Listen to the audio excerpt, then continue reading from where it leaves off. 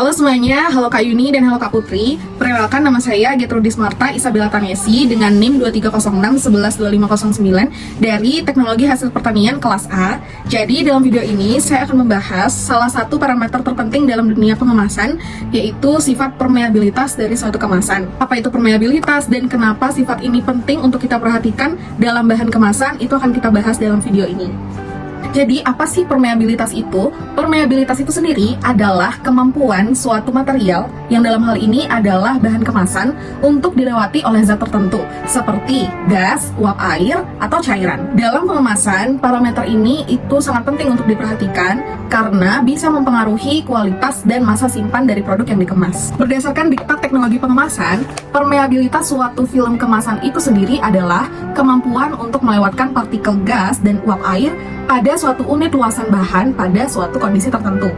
Dan nilai permeabilitas ini sangat dipengaruhi oleh faktor-faktor seperti sifat kimia polimer, struktur dasar polimer, dan sifat komponen permean. Nah, berdasarkan diktat ini juga terdapat pengertian mengenai permeabilitas uap air yang merupakan suatu ukuran kerentanan suatu bahan untuk terjadinya proses penetrasi air atau serapan air. Nah, permeabilitas uap air dari suatu film kemasan didefinisikan sebagai laju kecepatan atau transmisi uap air melalui suatu unit luasan bahan yang permukaannya rata dengan ketebalan tertentu sebagai akibat dari suatu perbedaan unit tekanan uap antara dua permukaan pada kondisi suhu dan kelembapan tertentu.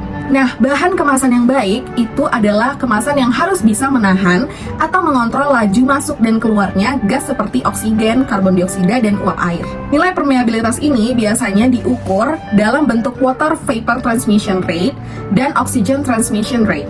Nah, kenapa sifat permeabilitas itu sangat perlu dan sangat penting diperhatikan dalam sebuah bahan pengemasan?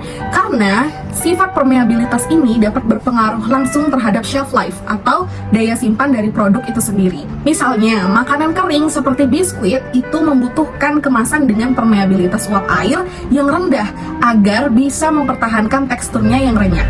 Sementara produk segar seperti buah-buahan itu butuh kemasan yang bisa bernafas, alias punya permeabilitas oksigen yang cukup untuk mengontrol laju respirasi dan mencegah kerusakan pada buah-buahan.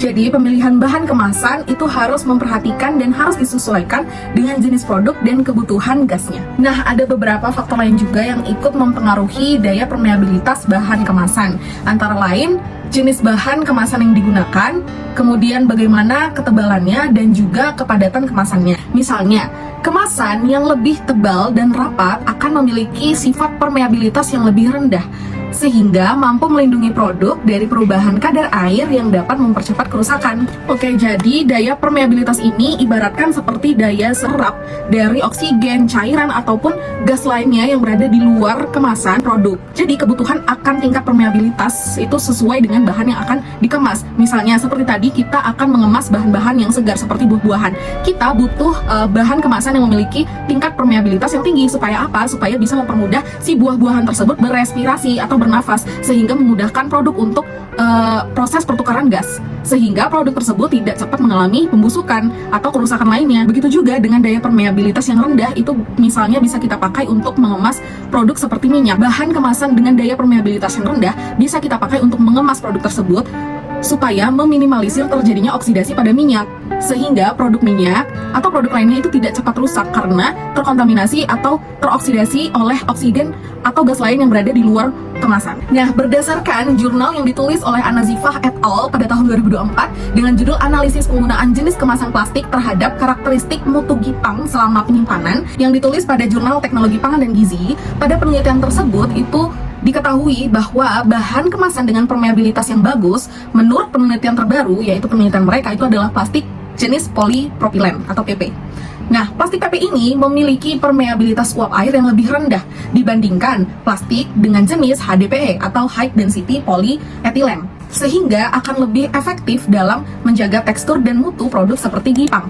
Gipang itu adalah kue renyah tradisional. Inilah yang membuat kemasan polipropilen itu lebih mampu meminimalisir penyerapan uap air dan mempertahankan kesukaan konsumen terhadap produk dalam jangka waktu penyimpanan yang lebih lama. Dari penjelasan kita tadi bisa disimpulkan bahwa Permeabilitas adalah salah satu faktor yang paling krusial dalam desain kemasan pangan. Dengan mengatur permeabilitas bahan kemasan, kita bisa menjaga kualitas, keamanan, dan umur simpan produk. Terima kasih sudah menonton video ini, semoga video ini bermanfaat. Bye-bye!